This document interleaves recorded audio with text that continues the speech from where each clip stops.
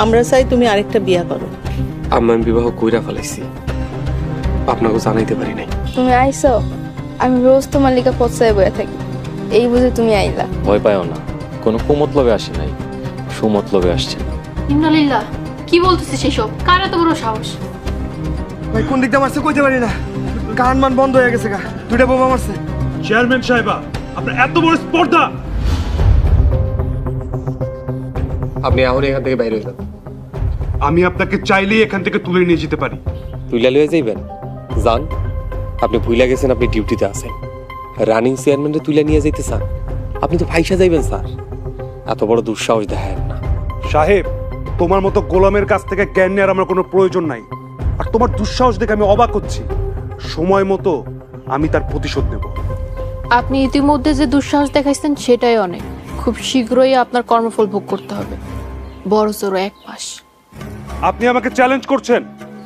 জি, 1 মাসের মধ্যে আপনি আউট, ক্লিন বোল্ড আউট। আপনার চ্যালেঞ্জ গ্রহণ করলাম, আর 1 মাসের মধ্যে আপনাকে টেনে হিচড়ে এই গদি থেকে আমি নামাবো। পারলে আটকাবেন। গুড বাই মিস্টার শুভ, চলেন।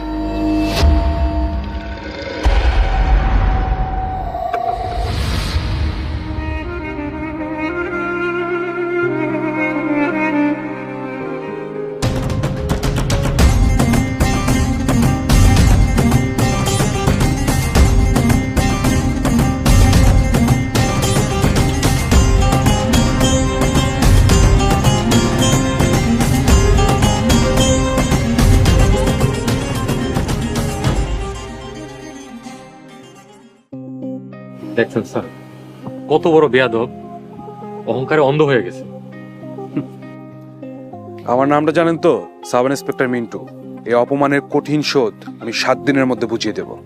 স্যার, আপনি মশা মাইরা হাত কালো করবেন কেন? আপনি মজিদ ভাইয়ের বেলের ব্যবস্থা করেন, বাকি শোধ মজিদ ভাই নিব। আমার তরফ থেকে মজিদ ভাইয়ের জামিনে কোনো বাধা নেই। তদন্ত প্রতিবেদনের সবকিছু মজিদ ভাইয়ের ফেভারে যাবে। আপনারা আপনাদের মতো করে মজিদ ভাইয়ের জামিনের জন্য আবেদন করেন, বাকিটা হয়ে যাবে ইনশাল্লাহ। আলহামদুলিল্লাহ। বস, আপনি কি চান? আপনি খালি মুখ দিয়ে বের করেন, উচ্চারণ করেন, আপনার সামনে হাজির হয়ে যাব। আমি সাব ইন্সপেক্টর মিন্টু।